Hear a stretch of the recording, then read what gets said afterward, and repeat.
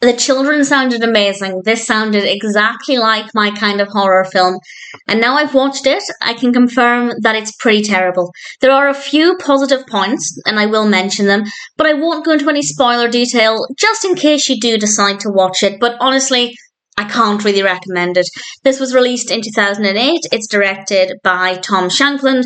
It's written by Shankland, and we have a cast including Eva Birthistle, Stephen Campbell Moore, Jeremy Sheffield, Rachel Shelley, Hannah Tointon, Rafiella, Brookes, Jake Hathaway, William Howes, and Eva Sayer. That is the complete cast. And I don't think there's an issue with having quite a small cast. That part of it actually worked really well. The narrative involves this family coming together for Christmas. The Christmas aspect doesn't need to be there. The only reason I believe they said it at Christmas was A, to have a reason for the family to come together, and B, so that there was a lot of snow. Because there is a lot of snow, and there's a lot of bloodshed, and honestly, that works very well as well. Another thing that works in the film's favour, the image of the blood on the snow, it is fantastic. However, there are some problems. The narrative revolves around dark things beginning to happen.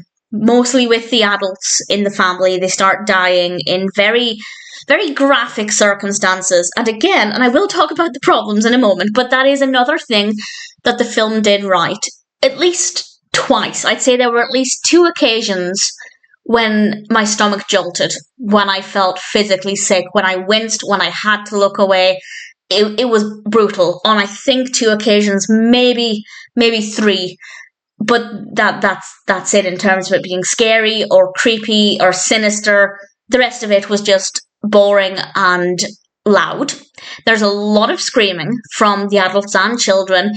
And I think they made everybody scream for an hour and a half to turn our attention away from the fact that the narrative is lacking and illogical, and it just doesn't make a lot of sense. It's very scattered.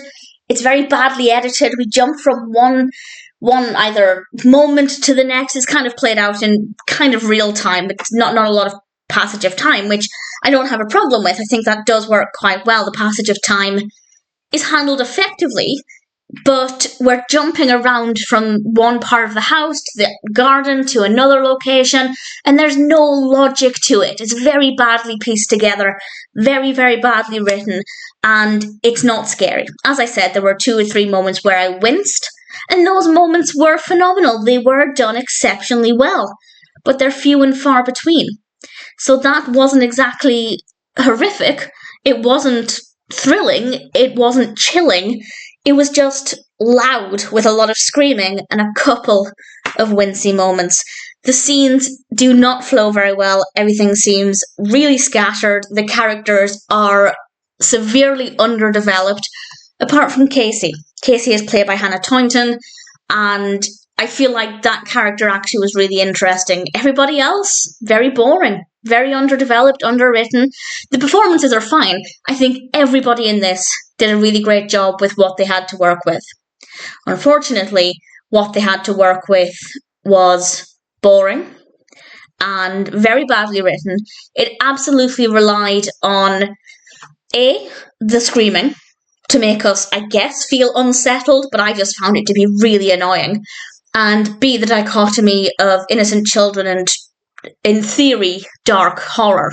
But that doesn't work at all because it's not, apart from those few squeamishy moments, it's not scary.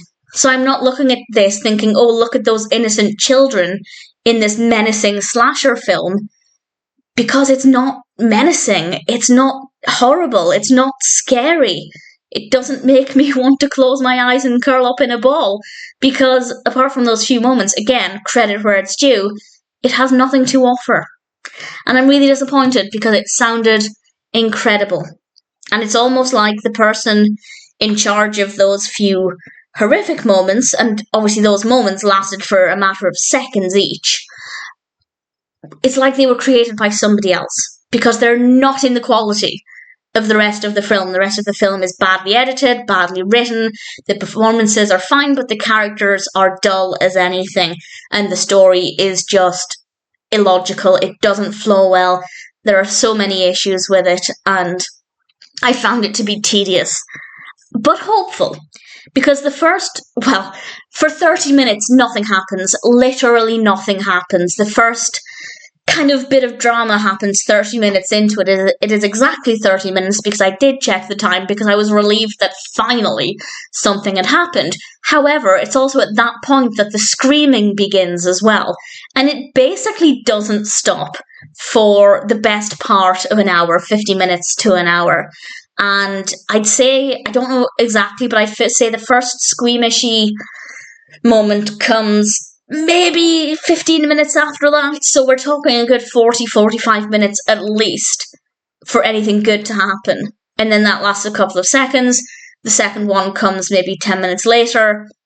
And then that's it. So I was watching it with hope that we'd get more of that. But we didn't. It never delivered. I am tremendously disappointed. Maybe in different hands this could have been a better film. But it needs a lot of work to be, honestly, to be watchable. I would say it's pretty rough to sit through because the narrative is a mess, the characters are boring, and there's an excessive amount of screaming that's not unsettling, it's just loud. So I don't recommend it, and I'm disappointed because honestly it sounded amazing, but the children is actually pretty terrible.